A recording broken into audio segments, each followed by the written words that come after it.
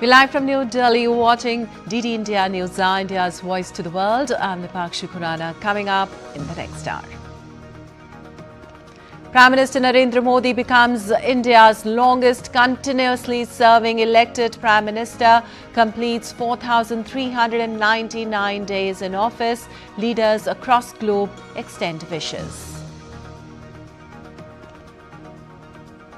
External Affairs Minister Dr. S. Jaishankar to visit Bulgaria and Finland, will hold discussions with counterparts in key leadership to boost bilateral partnership. Amid hope of potential peace deal, US launches new strikes on Iran after helicopter shot down in Strait of Hormuz. Tehran vows to retaliate further. Massive protest erupts in Northern Ireland's capital, Belfast, over knife attack. British Prime Minister Starmer describes the incident as sickening. And rain and storm hit parts of national capital and nearby regions. More showers expected. Airlines issue advisory.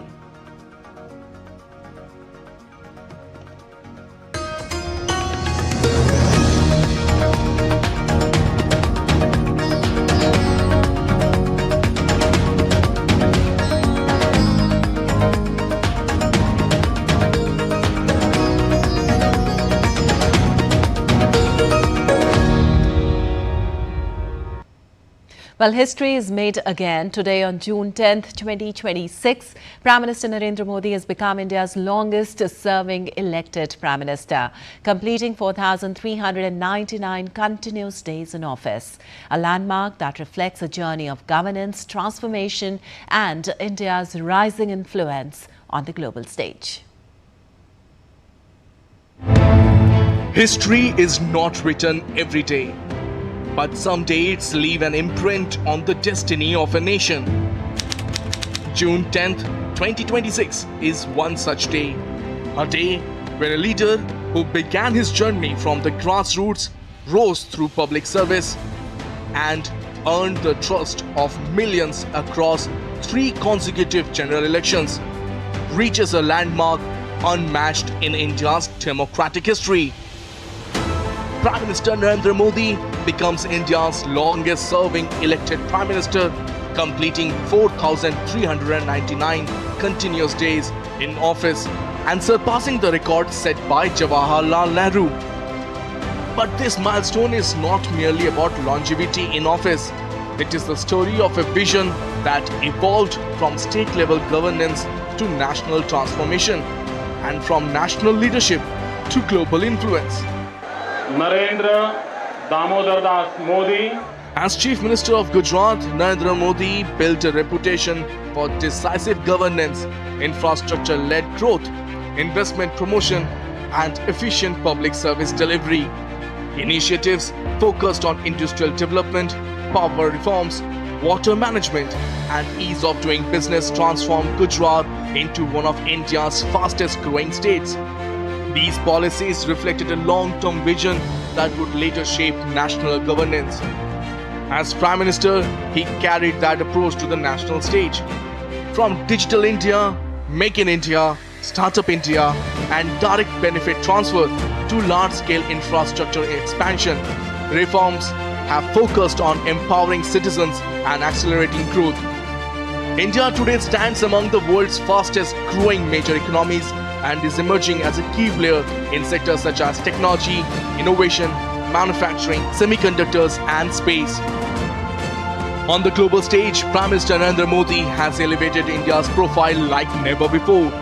India's successful G20 presidency, leadership on climate action, advocacy for the global south and growing diplomatic influence have strengthened the country's voice in international affairs.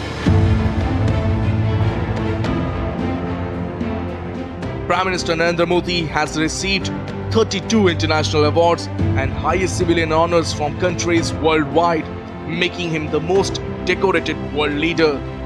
Today, India is viewed as a major force in shaping global conversation on economy, technology, security, and sustainable development. At home, welfare delivery has reached unprecedented scales. Millions have benefited from housing, sanitation, financial inclusion, healthcare and food security initiatives. Technology-driven governance has enhanced transparency and efficiency. From a chief minister known for development-focused governance to a prime minister leading India through a transformative era, Narendra Modi's journey reflects continuity of a vision and execution. The milestone of becoming India's longest-serving elected Prime Minister is not merely a record. It is a chapter in the story of a nation striving for development, self-confidence, and a larger role on the global stage. Tripti Tripathi's report, DD India.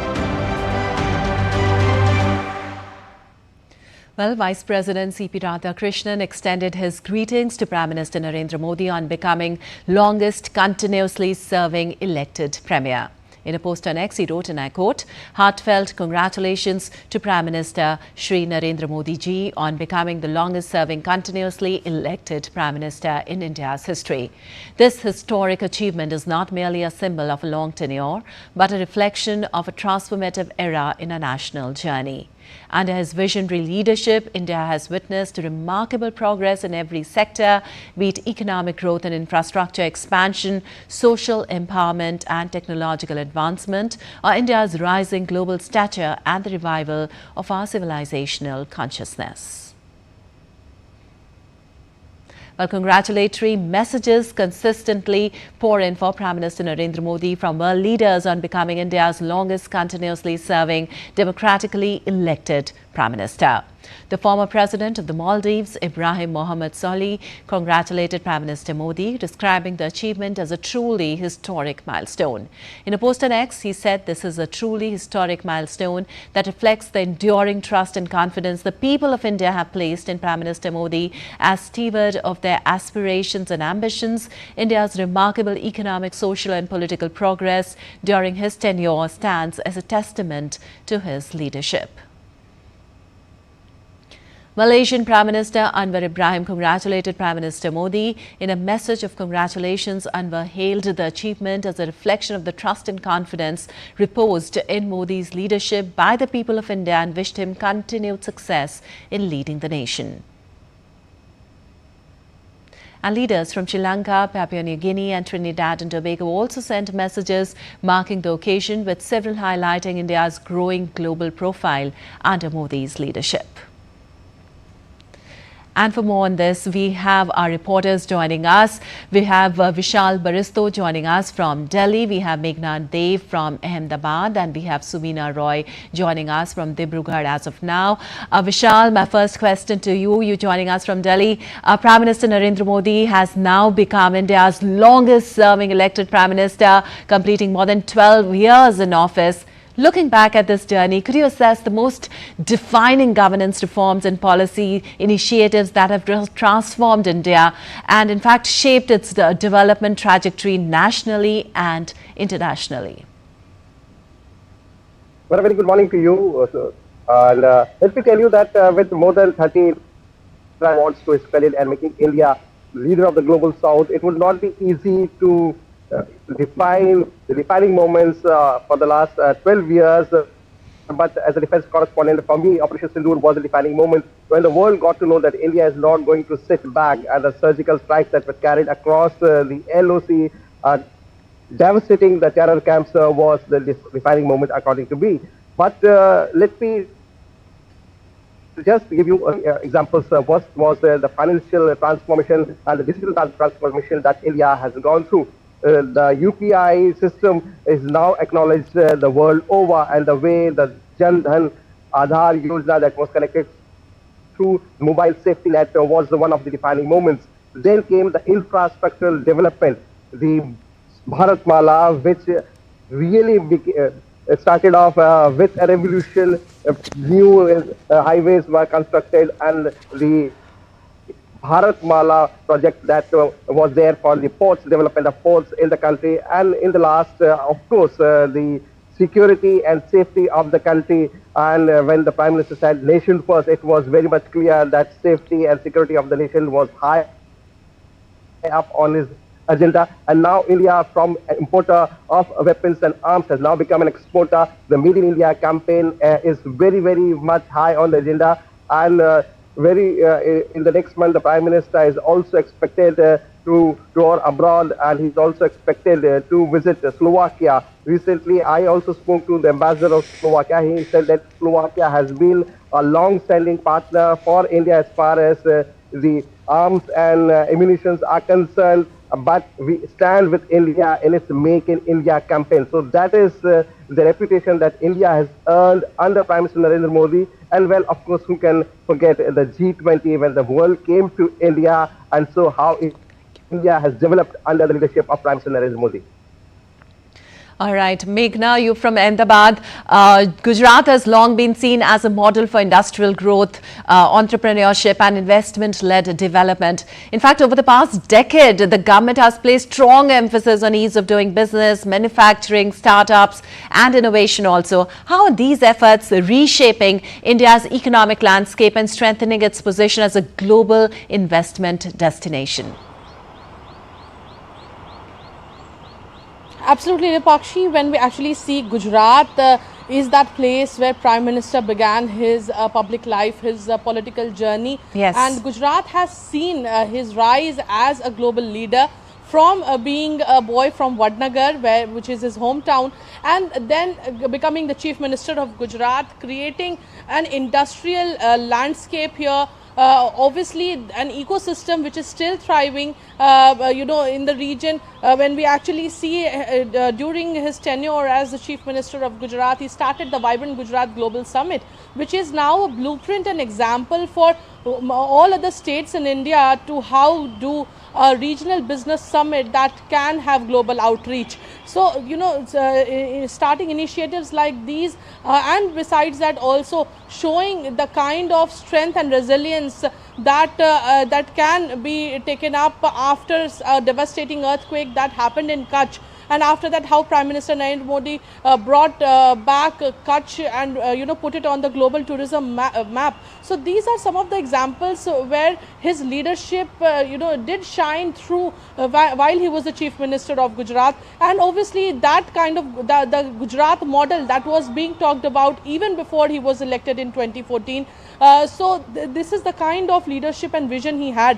But besides that, what we see, as you said, in the industrial growth, manufacturing and much more today, the number of semiconductor companies are here in Gujarat. Number of them. Not only that, the government since 2021 has been providing design, incentives on design, as well as when we actually see Micron has recently, set up its plant here. There's Tata, there's Skynes, there's CG Semi.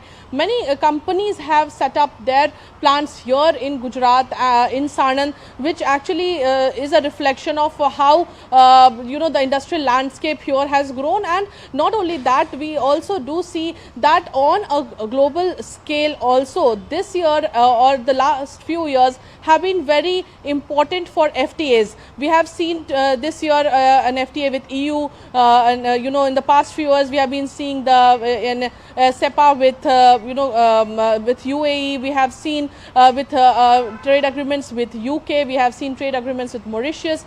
Several countries, which is not just a trade agreement, but also an agreement which will give which will accelerate the growth of our farmers, professionals, migration and mobility clauses signed with MOUs signed with a number of countries in the past few years. Not only that, we also see women-led MSMEs will get access to the global markets. We see that a number of sectors like garment or leather industry will also gain access to the markets globally, which is also a very important aspect, because while the world is interested in investing in India, because obviously it's a huge market, there is ease of doing business, there is an aspirational class, there are many people, there is a huge workforce also available.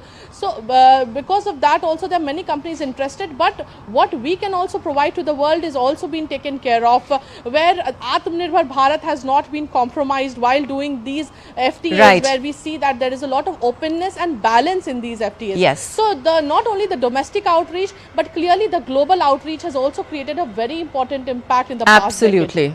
Absolutely. All right, we also have Shabida joining us from Srinagar with us. My next question to you, Subina, here. You are in Dibrugarh right now. Under PM Modi's leadership, of course, the Northeast has become an increasingly important part of India's growth story with major investments in connectivity, infrastructure and development. How have these initiatives transformed the region over the last decade, and what role do you see the Northeast playing in India's journey towards Viksit Bharat 2047, as this has been one of the main focus of our Prime Minister? Yes, definitely, Lipakshi. It is a red letter day as PM Modi continues to be the longest serving Prime Minister of India. And until few years before, Northeast was just as an look east policy, but now it is the actually act is east policy, because the leadership right here in Delhi has brought the Northeast closer to the center, and Northeast has been considered as the Ashtar Lakshmi, and you can see the transformation in these 12 years, right from the Bogeybill Bridge. Remember Northeast is an area which has mountains, hills, and Assam specifically is a riverine state, and it is divided into two banks, North Bank and the South Bank. And one of the major problems which was in Northeast was connectivity issues, because it is a highly mountainous area, valley area, so the connectivity was an issue, and another issue was insurgency. However, in the past 12 years, insurgency has decreased by 80%. And as you have seen, in the past 12 years, many peace accords were signed, like the Boro Peace Accord and the Peace Accord in Karbi Anglong, which has led to peace and development. Now, talking about the major infrastructure projects there in the Northeast, the Jiribam, Imphal, Manipur, it's a highly strategic more than 100-kilometer railway line which connects Imphal, to the national network. And then again, we have the Dhansiri-Zuzba line in Nagaland, which connects again Dimapur and to the deeper parts of Nagaland. So these have been, then we have the Sivok-Rangpo line in Sikkim, which is a 45-kilometer engineering marvel, which connects Sikkim again to the mainline Indian network. Now, if we talk about the highway and the bridge projects, Lipakshi, some of the phenomenal bridge projects have come up during these 5 years. As you know, Arunachal and Assam was divided by the river Brahmaputra, and the Dhola-Sodia bridge has provided a huge boost, for the people of Assam and Arunachal Pradesh, as it has boosted trade, tourism, and then different economy and medical tourism. So people from the Arunachal, where healthcare was inaccessible till now, the Dhola-Sodia bridge has Absolutely, made it accessible. Subina, the list is long and endless. My next question to you, Shabir. Over the past decade, Jammu and Kashmir has witnessed significant changes, from the abrogation of Article 370 to major investments in infrastructure, tourism, also development initiatives. The government has also maintained a policy of zero tolerance towards terrorism, while emphasizing improved security and greater integration of the region with the national mainstream. How do you assess the impact of these changes? Yeah, absolutely. These, the past decade was an era of transformation and change in Kashmir. On one side, when we see the security situation has improved considerably, given the fact that the terror infrastructure and terrorist leaders have been eliminated, and with that, the developmental push that the Jammu and Kashmir has seen in past 10 years is phenomenal. Like we have the railway line connecting Kashmir with the rest of the country right now. Only yesterday, the tunnel was the final blasting, which will connect Kashmir with the Ladakh, which is again a strategically important connectivity link. So Kashmir overall has seen robust tourism, robust development, and huge infrastructural development in all these years. We have seen how the people living on the LOC, living in the border areas, how their lives have transformed, given the fact that they are not able to receive uninterrupted services like roads, medical services, power supply. Right. And most importantly, the digital India has transformed the economy not only in the rest of the country, but particularly in the border and mountainous regions of Kashmir. If you as a tourist will go to the Gurez, which is a tourist destination on the line of control. If you are having a tea at the Daba near LOC, you are able to make payment with your UPI. So that digital transformation has reached to the last village on the border. So these changes have definitely defined Kashmir in past 10 years. We see how tourism is reviving, how the tourist record numbers were seen in past years. Right. This time also, the Kashmir is jam-packed. This reflects that the security situation has improved, which is indicative of the fact that government has maintained both the government in the center and in Jammu and Kashmir have maintained a zero tolerance towards terrorism, and all the terrorist infrastructure, the terror ecosystem has been dismantled by coordinated efforts of the security agencies, which obviously we know has a direction from the top, from the Prime Minister Narendra Modi and the Home Minister and the Finance Minister. So Kashmir is seeing the revival, and the Naya Kashmir slogan, which was made some 5 years back, is being lived by the people in Kashmir right now. So Kashmir is changed. The train is coming. Absolutely. Jam-packed up, tourists and trains and air connectivity they are coming here. So, and with that, we have seen massive push, like in roads, bridges, hospitals. Like the aim is to centers have come in Jammu and Kashmir. One in Jammu, of course, and there's been major development. Thank you so much to all of you for giving us all that information. And time now for a short break. We'll be back in a while.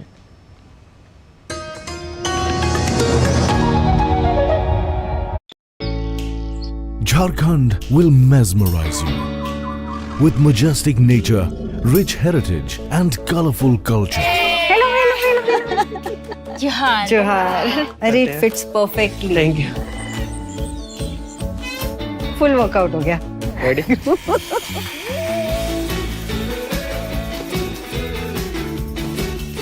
Postcards from Jharkhand on National Geographic.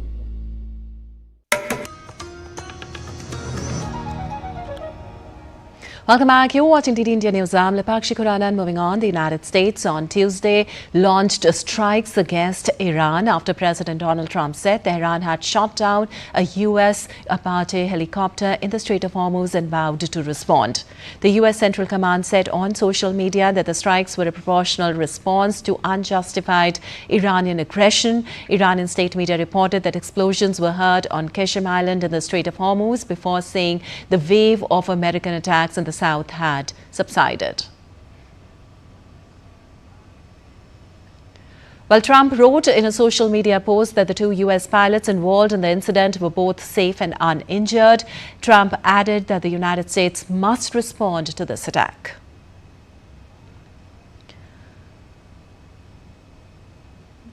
These strikes come after the U.S. military said one of its Army Apache helicopter was downed by an Iranian drone near the Strait of Hormuz on Monday.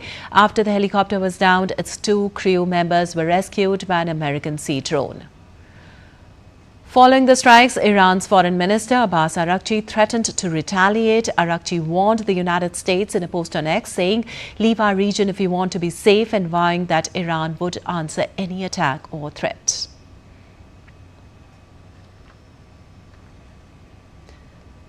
Well, also, U.S. President Donald Trump said he's not yet satisfied with Iran's offers to make a deal after Iranian state television reported details of draft agreement.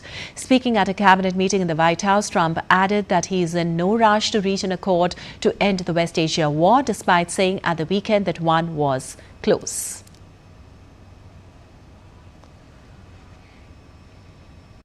And we have the strongest military anywhere in the world, as you know. You saw what we did with Venezuela. That worked out very quickly, and we're doing really equally as well with, but again, people don't want to write about it, with Iran. Iran is very much intent. They want very much to make a deal. So far, they haven't gotten there. We're not satisfied with it, but we will be. We will be either that or we'll have to just finish the job. Meanwhile, Israeli attacks on Lebanon continued, and Lebanese officials said 11 people were killed in airstrikes on Tuesday in the city of Tyre in the south of the country. Now, the strike came as Israel's military issued an evacuation warning for the entire city of Tyre, including its northwestern Christian quarter, which has so far been spared in the destructive airstrikes. Israel and Iran paused hostilities on Monday after an Israeli strike on Beirut targeting the Iranian-backed armed group Hezbollah triggered their first exchange of fire since a truce in April. And for more, we have Akshay joining us. Well, Akshay, with Trump changing stance within a matter of 24 hours, how do you read the U.S. strategy of keeping diplomatic channels open while simultaneously applying military pressure? Well, Lipakshi, there is just one hope that this is the pressure tactic to gain more from the bargain as far as the with the discussion and sort of negotiation with Iran is concerned. Because if this is not a pressure tactic and this is really what the US wants, taking such a U-turn after telling Netanyahu and Israel to not attack not only Iran but also to stop all kind of attacks, even being unhappy over the attacks on Beirut, and then Trump claiming that he calls all the shots. So clearly, but this is going to be a very, very worrying thing for not just the oil industry as far as the countries that are dependent on oil, but on the entire global economy, because this points out to a very obvious fact that the US leadership cannot be trusted with stable decisions. They can take decisions at whims and fancies and without any care or concern for the global economy or the outcome of these kind of decisions. Yeah. The president of the United States, the biggest military in the world, and the top man there has really no self-restraint as far as the decisions are concerned, or rather the planning. You wouldn't have seen this kind of a decision making at the time of Joe Biden or at the time of Obama, or even going back to the times of George Bush or even Bill Clinton. This is unprecedented and quite worrying as far as the decisions are concerned, and the sort of entire thing that is and how it is playing out. This is causing havoc in the global economy, especially the global south, and it seems that the US administration remains completely out of touch with what exactly they want to do and how they want to deal with this situation, because it would have been fine if they would have wanted a full-blown war, or it would have been fine if they wanted a full-blown peace. But the kind of swinging and fluctuation of moods that are happening here at the leadership level of the US is quite concerning and can be quite dangerous for the global peace. Absolutely unprecedented situation there. Thank you so much, Akshay, for all that input.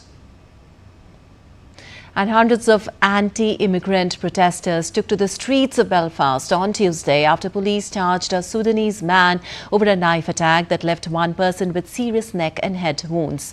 Masked youths gathered at points across the city, with police responding by deploying armoured vehicles. Protesters set fire to a number of vehicles, including a bus in East Belfast. The suspect is due to appear at Belfast Magistrates Court on Wednesday. The UK Interior Ministry confirmed the Sudanese suspect entered the country in 2023 and acquired refugee status the same year, allowing him to remain until 2028. Though the knife attack is currently not being treated as terrorism, it follows repeated protests about immigration, with populist parties saying Britain's asylum policy had allowed dangerous men into the country. And still to come on DD India NewsHour.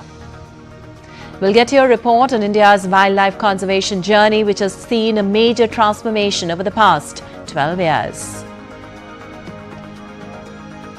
Prime Minister Modi to visit France and Slovakia to attend G7 summit and Viva Tech event. And several global yoga events build momentum ahead of International Yoga Day of 2026.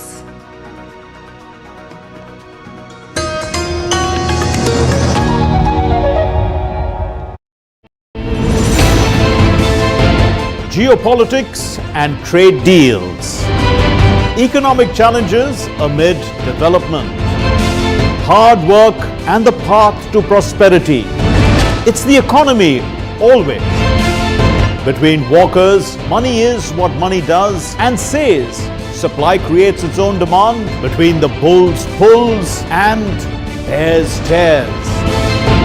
When supply chains globalization and India rises to the podium, we'll get you centered with the Economic Brief at 8 p.m. every Thursday on DD India. Welcome to Welcome back. You're watching DD India News. I'm Lipakshi Khuraran. Moving on, in past 12 years under Prime Minister Narendra Modi's leadership, India has steadily integrated environmental protection with development, leading to world-leading biodiversity expansions.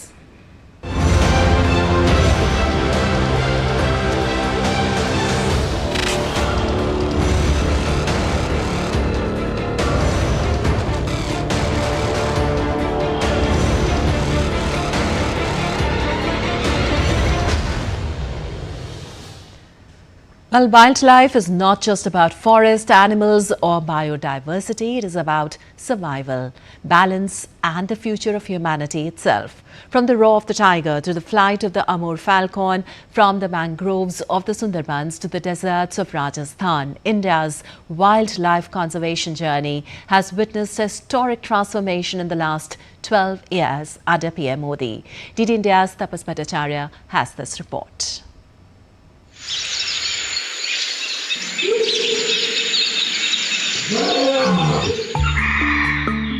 India is home to one of the richest biodiversities on the planet. From Himalayas to the Western Ghats, from Sundarbans to the desert of Rajasthan, the country shelters thousands of species of animal, birds, reptiles and marine life. And over the last 12 years, the Modi government has placed wildlife conservation at the center of environmental governance. The vision has been clear. Development and ecology must move together. If you look at the decadal increase, it is around 2% of the total forest cover which has seen the increase in the country. Even as per the ISFR report 2023, there had been an increase of 0.02% in the forest cover. This is not only possible by giving protection to the areas or winning confidence of the people. One of the biggest achievements of the Modi government has been the unprecedented expansion of India's protected area network. In 2014, India had 757 protected areas. Today, that number has increased to more than 1,134 protected areas, covering nearly 1,87,000 square kilometers. These include 106 national parks, 574 wildlife sanctuaries, 145 conservation reserves, and over 300 community reserves. The Modi government has also strengthened the flagship wildlife programs through the Integrated Development of Wildlife Habitat Scheme. India's lion population increased from 674 in 2020 to nearly 900 in 2025. The country's first ever scientific survey estimated over 700 snow leopards in the wild, and India also completed its first synchronized river dolphin estimation exercise, recording more than 6,300 gangetic dolphins. These achievements showcases India's growing scientific and institutional capacity in wildlife conservation. Under Prime Minister Modi's leadership, Project Tiger has emerged as a global success story. India's tiger population has risen from 2,226 in 2014 to 3,682 in 2022. Today, India is home to over 70% of world's wild tigers. At the same time, tiger reserves have expanded from 47 to 58. The Modi government has also focused strongly on elephant conservation. Elephant reserves in India have increased to 33, with new reserves notified in Uttar Pradesh, Chhattisgarh and Tamil Nadu. One of the most remarkable conservation stories under Modi government is the revival effort for the critically endangered Great Indian Bustard. Through conservation breeding programs in Rajasthan, artificial incubation, habitat restoration, and advanced reproductive technologies are now being used to save species from extinction. Prime Minister Modi's government has also focused on wetlands, mangroves, and forest restoration. The number of Ramsar sites in India has increased from just 26 before 2014 to 99 today. Through initiatives like Mishti and Green India Mission, mangrove restoration and forest conservation have received a major push. According to the Indian States of Forest Report 2023, India's forest and tree cover has increased to more than 25% of the country's geographical area. These efforts are strengthening climate resilience while protecting the biodiversity. Another major milestone under Modi government has been the reintroduction of the cheetahs in India. Project Cheetah has marked the return of the species to Indian soil after decades. Kuno National Park has already emerged as a major conservation landscape, while Gandhi Sagar and Bani are also being developed for the future cheetah habitats. At the international level, Prime Minister Narendra Modi also announced the International Big Cat Alliance during the 50th anniversary of Project Tiger. Today, 30 countries have joined the alliance, reinforcing India's position as a global leader in big cat conservation. The last 12 years, India's wildlife conservation journey has transformed into a global success story. And as India moves towards the vision of Viksit Bharat, wildlife conservation is emerging not just as an environmental priority, but as a national mission.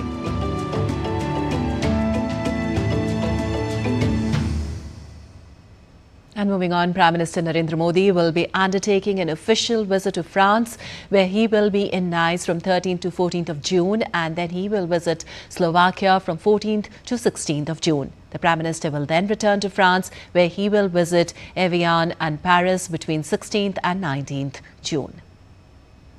In the first leg of the visit, Prime Minister Modi will be in Nice, where he will hold a bilateral meeting with President Emmanuel Macron on 14th of June. Both leaders will review the full spectrum of the India-France bilateral relationship, which was elevated to a level of a special global strategic partnership earlier this year. In Nice, both leaders will also jointly inaugurate the Bharat Innovates event, which will bring together top innovation, startups and venture capital funds from India, France and other countries.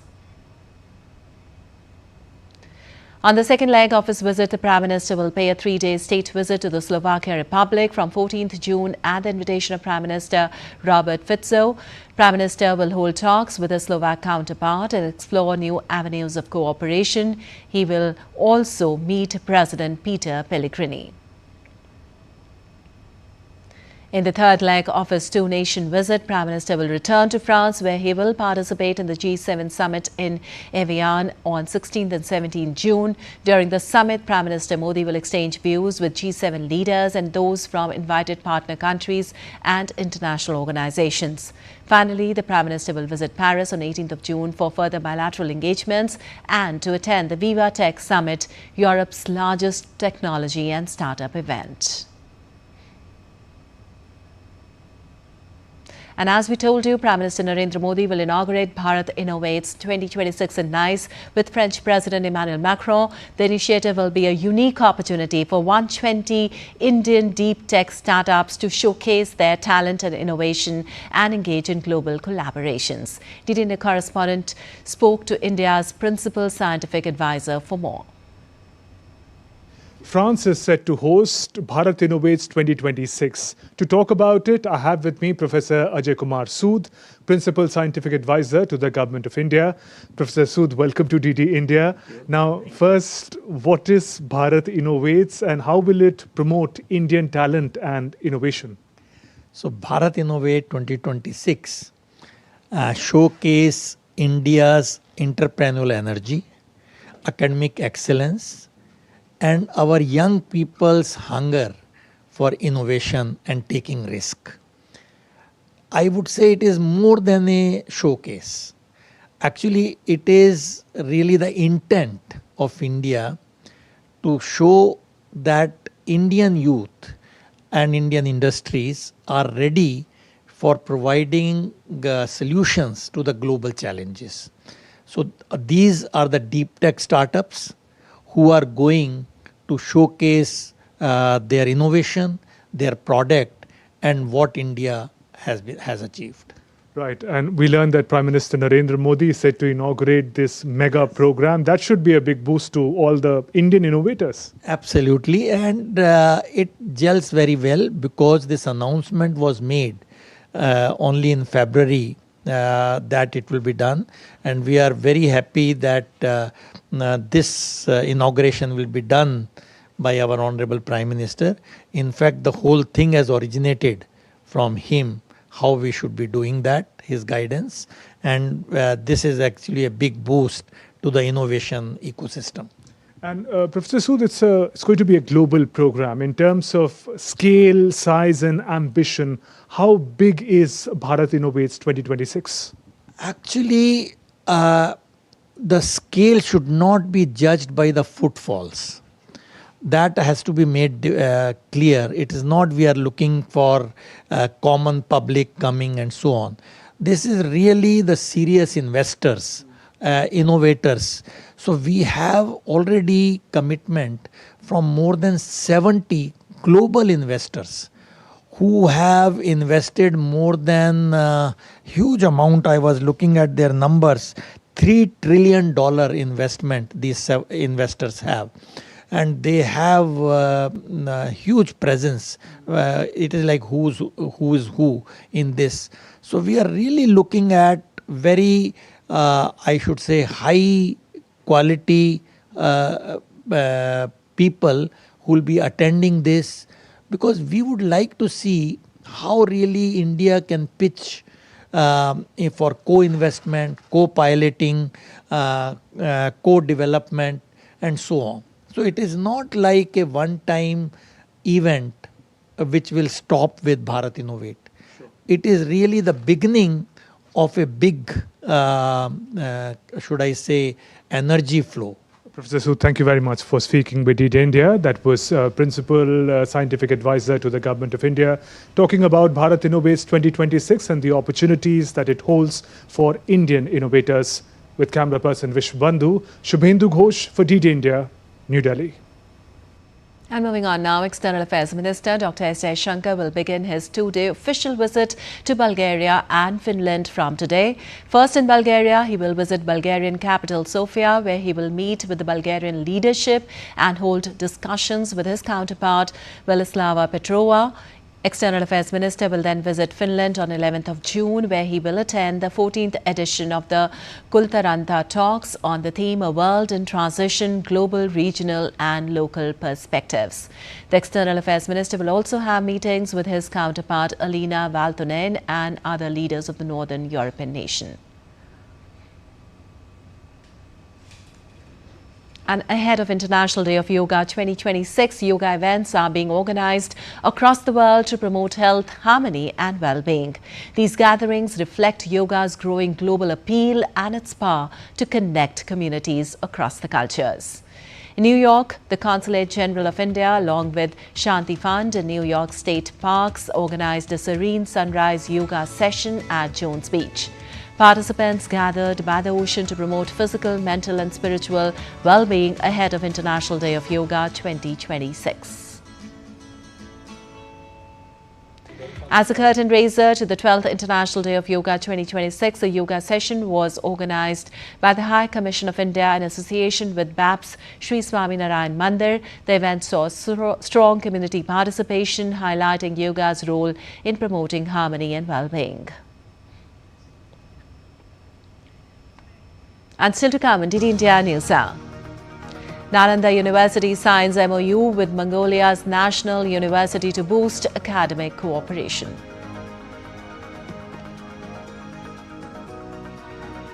India begins its Tri-Series campaign with a thrilling 8-run win over Sri Lanka on Tuesday.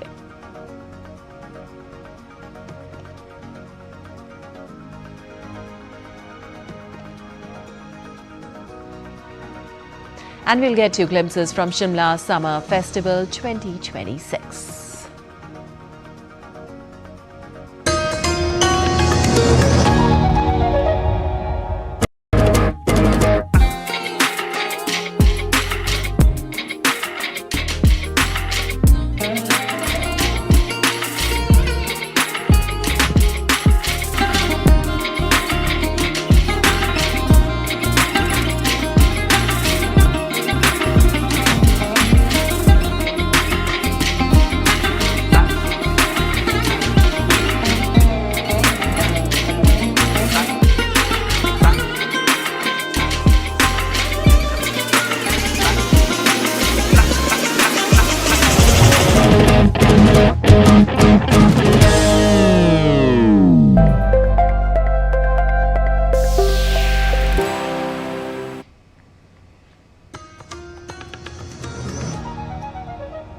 Welcome back. You're watching TT India News. I'm Lipakshi Khurana, and moving on, considered to be one of the world's oldest and first residential varsity, Bihar's Nalanda University signed an important MOU with the National University of Mongolia on Tuesday. Signed by Professor Chachin Chaturvedi, Vice Chancellor of Nalanda University, and Professor Batarochulan Teresema, Vice President for Research and Cooperation, National University of Mongolia. This MOU would bridge the ancient wisdom of Nalanda with Mongolia's foremost institution of higher learning. As probably you might have noticed, and the frame behind me shows the relationship goes back to 1956, when Mongolia University chose India to be the first recipient of honorary PhD that they conferred upon our Vice President Sarvapalli Radhakrishnan. And after that, India could not connect in the way a university should have connected. So I'm extremely delighted, and as you rightly placed it, it's a historic engagement between India and Mongolia. We are grateful to Honorable Prime Minister,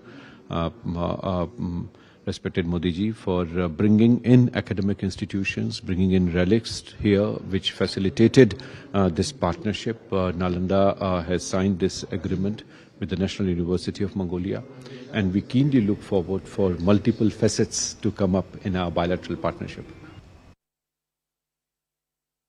Of course, it will show much more benefit for both sides, mutual beneficial agreement, because I think that the Nalanda University is postgraduate university and research-based university, and our National University of Mongolia is also kind of research university. So we have a strong, overlapping in the interest in the research. So graduate students can study in Nalanda University, and some graduate students come to visit Mongolia to do research in Mongolian studies, Buddhist studies, and texts in many fields. So I hope that kind of cooperation will be very beneficial for both sides. Well, earlier, Nalanda University of India and Ganden Monastery of Mongolia signed an MOU to enhance collaboration in Buddhist studies and manuscript preservation. This will benefit thousands of students and faculty alike from both countries in the time to come. It will also build on the profound spiritual and cultural bonds between India and Mongolia, recently reaffirmed through the exposition of the sacred relics of Buddha's disciples from Sanchi, Madhya Pradesh, Sanchi Arhat Sariputra and Arhat Mahamog Galana. Well, thousands of kilometers away from India, the spirit of home lives on. At the ISKCON Temple campus in Moscow, Kendriya Vidyalaya Moscow celebrated its annual day, a vibrant showcase of Indian culture, education and community spirit. Our correspondent Devesh Kumar brings us this report. Life, we need inner peace, we need meditation, and for that Jawaharlal Nehru Culture Center, Embassy of India organized a mega event in Moscow, where Sri Gurudev, Sri Ravi Shankar is here, and you can see huge crowd of Russian community, Indian diaspora is together here. At the Svetlanov Hall in Moscow, the Jawaharlal Nehru Culture Center and the Art of Living Foundation came together to host a unique morning, not of business or politics, but of wisdom and meditation. The topic, inner stability in the era of change. How you feel doesn't remain with only you. That feeling vibration goes across the floor. See, you type a little message in the phone and just press the send button. How it travels, miles and reaches people. This itself is an eye-opener for you to see this space is not an empty space. It is full of vibrations, full of energy. Interactive session went beyond theory. Gurudev offered practical tools, breathing technique, meditation and perspective to navigate the uncertainties of modern life. And what message you are taking back today home? I'm Vandana Sharma, and the message is that meditation is the way of living, and each and every individual should start doing it if they want peace in their life and peace around them. In a world of turbulence, the message from Moscow was clear. Inner stability is not a luxury, it is a necessity.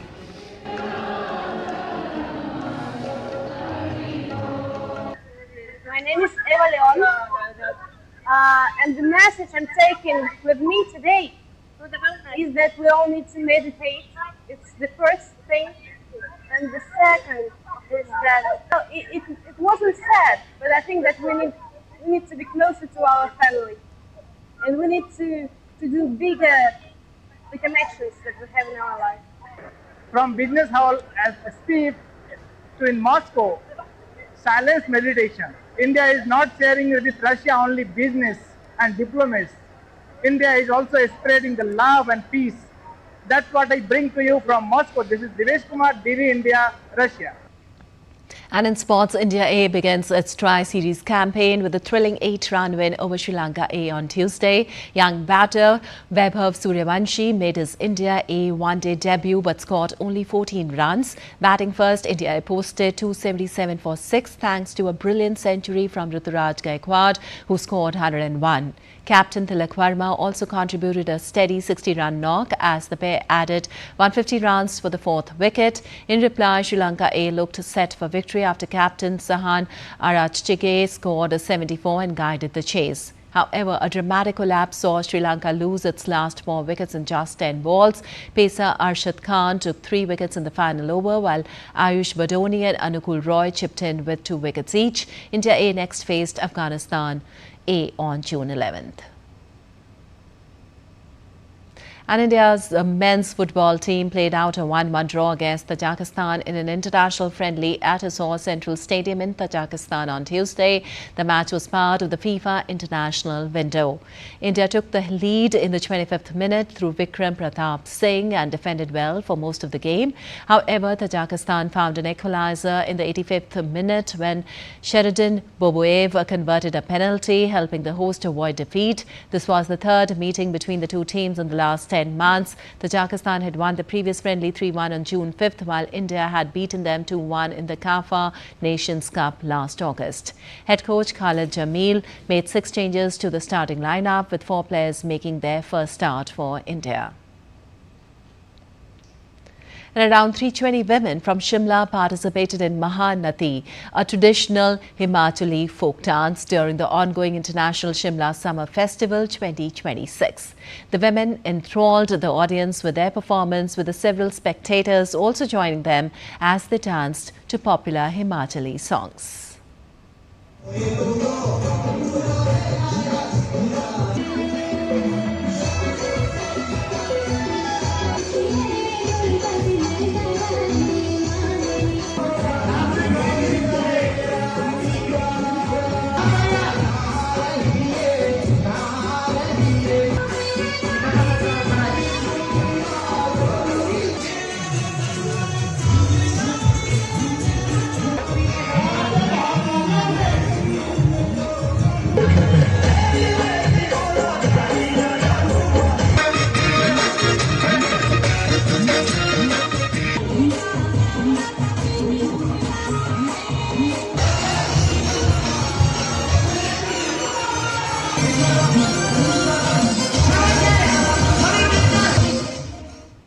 All right, that's all for this edition of DT India NewsHour. But let us know your thoughts on the news of the day. For those on the go, you can get all the latest news and updates from India and across the world on the DT India mobile app. The app is available on both Android and iOS platforms. Scan the QR code on the screen to download now.